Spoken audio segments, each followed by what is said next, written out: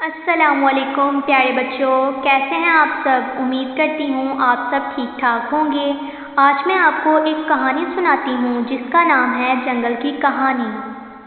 ایک جنگل میں بہت سارے جانور رہا کرتے تھے، جیسے بندر، جراف، ہاتھی، الو، لومڑی اور زیبرا وغیرہ۔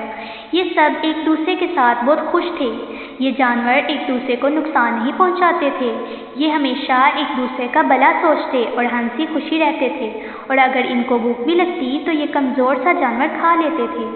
لیکن یہ بڑے جانور ایک دوسرے کو نقصان نہیں پہنچاتے تھے۔ کسی بھی طرح کا کوئی بھی لڑائی جھگڑا ان جانوروں میں نہیں رہتا تھا۔ یہ جانور آپس میں بہت خوش تھے، ایک دوسرے کے ساتھ ہنستے کھیلتے اور یوں ہی ایک دوسرے کے ساتھ ہنسی خوشی رہتے تھے۔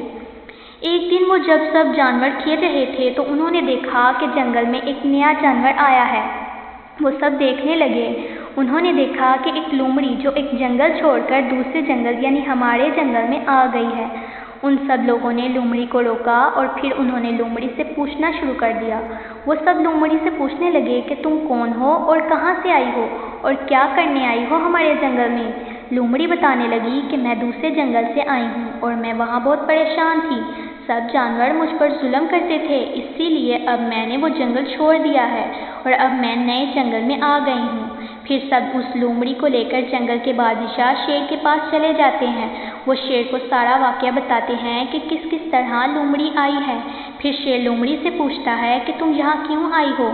پھر لومڑی بتاتی ہے کہ میں اس جنگل میں بہت پریشان تھی، مجھے جانور بہت پریشان کرتے تھے اور اس وجہ سے میں وہ جنگل چھوڑ کر یہاں آ گئی۔ پھر شیر نے کہا کہ لومڑی بہت چالاک ہوتی ہے، اگر تم کہو تو میں اسے یہاں رہنے کی اجازت دے دیتا ہوں۔ باقی جانوروں نے ہاں بول دیا۔ شیر، باقی جانور اور لومڑی بھی خوش ہو گئی۔ سب ہنسی خوشی رہنے لگے۔